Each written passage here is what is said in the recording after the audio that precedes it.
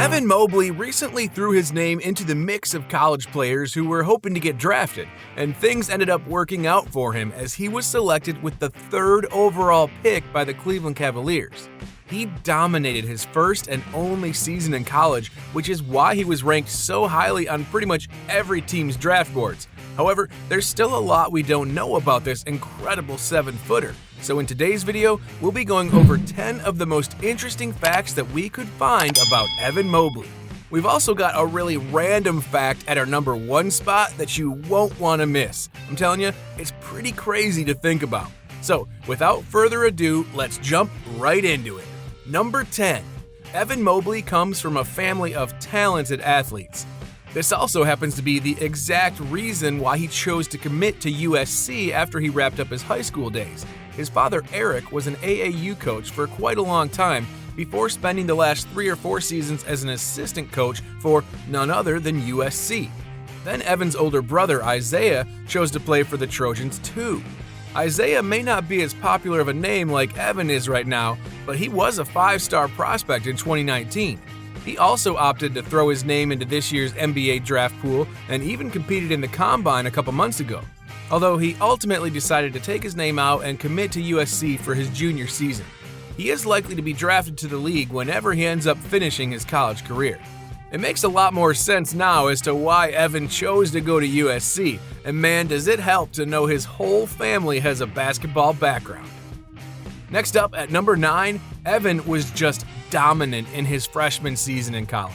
This may seem like common knowledge, but I don't think people really understand just how great he was in such little college time.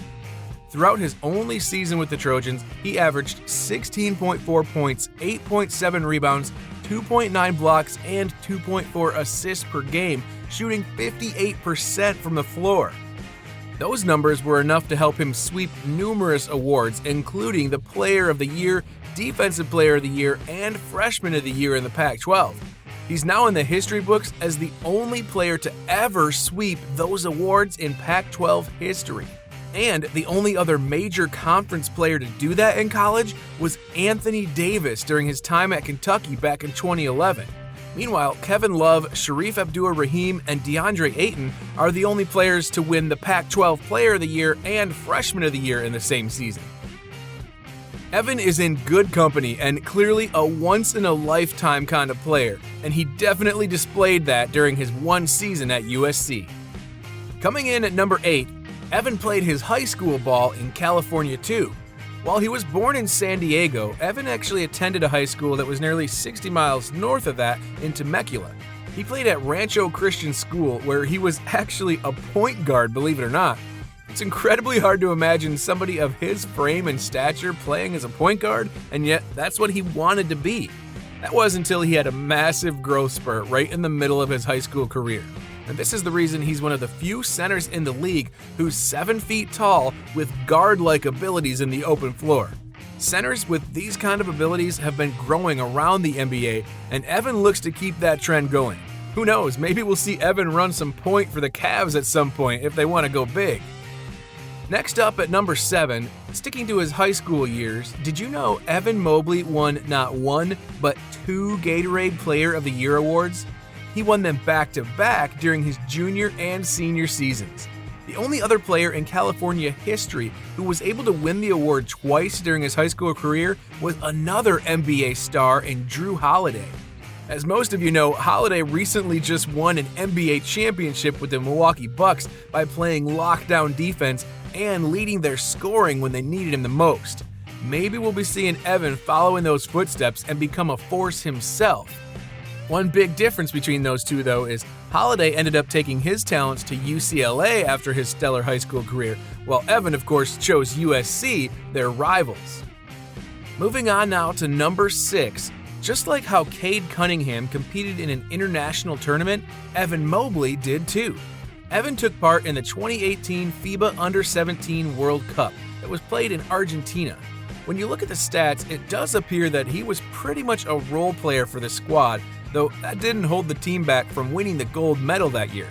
He had a couple of nice games, but his career high in points was only 15. In total, Evan put up 65 points and 39 rebounds through 7 games with the team. He never did end up attempting a three-pointer throughout the tournament, but he shot a blistering 67.5% from two-point range, alongside a surprising 84.6% from the charity stripe, something that a lot of players his size seem to struggle with.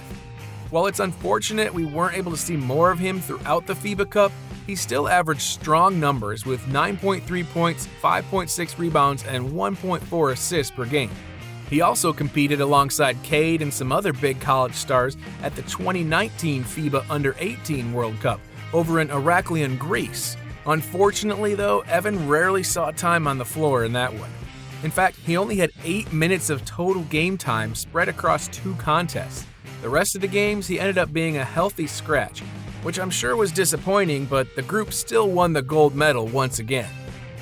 Coming in at number 5, Evan Mobley was a fantastic shot blocker in college, something that's bound to transfer over to the big leagues easily. He has a rare blend of quickness, length, and instincts which make him a threat to block any shot that comes near him. In his one college season, he held a 9.1% block rate, a rating that had him ranked number 34 in all of America in that category. But the biggest positive about his blocking rate is that he does so without getting into foul trouble. There are so many times when players think they can block a shot only to pick up a couple early fouls and be forced to sit out. Mobley doesn't do that, and he averaged just 2.1 fouls per 40 minutes. If he's able to keep those numbers up in the NBA, we could see him transform into one of the best anchors in the league. Some might even compare him to Rudy Gobert or Miles Turner defensively, although offensively, he's got a lot more in his game than those two guys. Stick around until the end of the video to find out about another excellent factor of Evan's offensive game. It's something you probably have never even heard about before. Next up, at number 4, Mobley has an assist rate that's unlike any center we've seen who was drafted in the top 3 picks of the NBA draft. Passing is an area that goes underrated when talking about Evan Mobley's all-around game, but it's an area he excels at. He held a 14.1% assist rate when playing as the starting center, better than players like Joel Embiid, who's at 11.5%, Karl Anthony Towns with 11.6%, and Anthony Davis with just 7.5%. We've seen it in the NBA with Nikola Jokic. When your center can pass the ball effectively, everything else opens up for your team's offense. Mobley is going to be bringing just that when he heads on down to Cleveland. There are countless plays for you to look up that display his awareness and basketball IQ when he gets the ball in his hands. He makes quick decisions and almost always puts the ball right on the money to an open teammate. We're moving on now to number 3. Mobley hasn't really been compared to many NBA players, mostly because his skill set is something the league hasn't ever seen before. However, I have found a few analysts who say he's got similar skill sets to like Kevin Garnett, maybe Anthony Davis, though they're pretty rough outlines if we're being honest. He's similar to Davis when it comes to his versatility on the defensive end, even though he clearly isn't the strongest player out on the floor. And he's close to Garnett due to his tremendous impact on winning games. I've also caught wind of him being seen as a Chris Bosh type of player, also in terms of play style. Obviously, we may never see Evan reach their level in terms of legacy and overall talent that they've displayed in the league, but it's fun to think how closely related he is on the basketball court to these legends. These are comparisons that almost certainly excite any kind of Cavs fan or staff member who can't believe they were able to draft him. Cleveland, I really think you got yourselves a good one this time. Coming in at number 2, Evan Mobley was not able to visit both the Detroit Pistons and Houston Rockets for workouts prior to the draft. It was almost like he knew exactly where and how he was going to be drafted, because for some unknown reason, he only worked out with a couple teams, none of which were the teams with the top 2 selections. According to a report that came out before the draft, they mentioned that the Rockets were stonewalled after trying their hardest to drag in both Evan Mobley and Jalen Suggs for private workouts before the draft started. At the time, it was almost set in stone that Houston would opt to roll with Jalen Green, which of course they did on draft night. Then further down the article, it read that Detroit tried to bring in Mobley, but he wasn't able to head over there either. Detroit was already locked in on Cade Cunningham, so that may have impacted Mobley's decision there as well. Either way, it didn't really end up mattering for Evan, who got drafted to a perfect spot with the Cavs. And both Detroit and Houston did get their guys as well, so there weren't really any true losers for the top 3 picks. However, it does beg the question if Houston might have changed their minds and pulled the trigger on Mobley if he would have chosen to work out with them before the draft. I guess we'll just never know now. Finally, we've made it to number 1, and here is probably the most random and entertaining fact that we were able to find regarding Evan Mobley. Throughout the 2020 college season, Mobley was able to slam home 63 dunks. That would be the 3rd most among all Division I players throughout the entire season. The only other player in USC history who was able to throw down more dunks in a single season than Mobley did was Chimezie Metu. With dunking abilities like Evan has shown in college, we could be in store for some massive posterizations in the coming years. Opposing players may have to think twice about jumping up to contend one of his shots when he gets a nice running start to the basket. A business decision wouldn't be the worst thing to do there. And with that, we've gone over our 10 interesting facts about the newly drafted Evan Mobley. If you enjoyed the video, be sure to leave a like and subscribe for more content just like this. Also, remember to hit that bell icon so that you're always notified when we upload, because we've got a lot of exciting stuff planned for the future and we don't want you to miss out on it.